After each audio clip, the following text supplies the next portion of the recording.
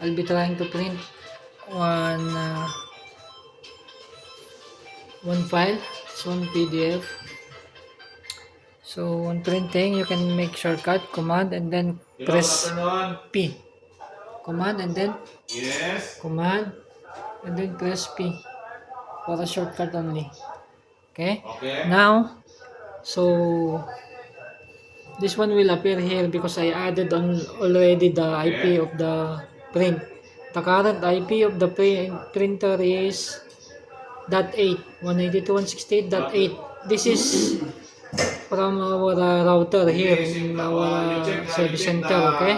In your location, different. I will configure later, okay? So now, select the printer IP. This is the IP now. And then click this one. Only one page. Okay. Now here, portrait. And then scale to fit. You finish? Okay.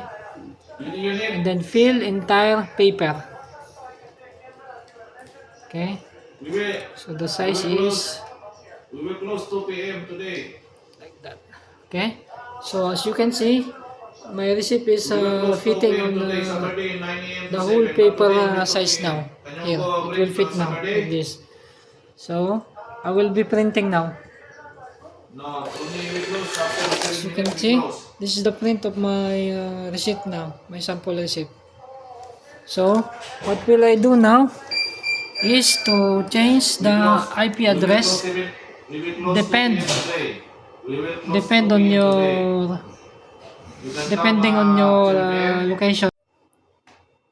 So if ever this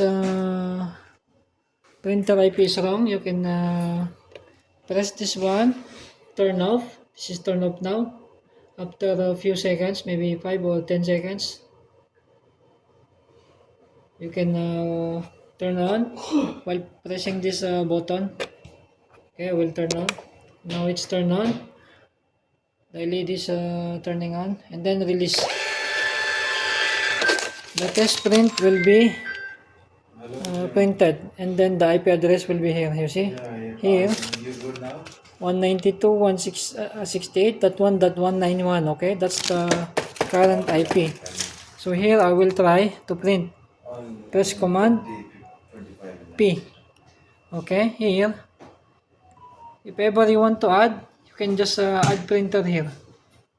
Okay, add printer. So search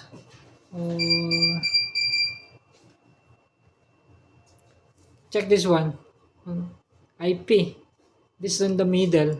Okay, so here you can type the IP address 192.168.1.191. okay, after that add, press add, it will auto add.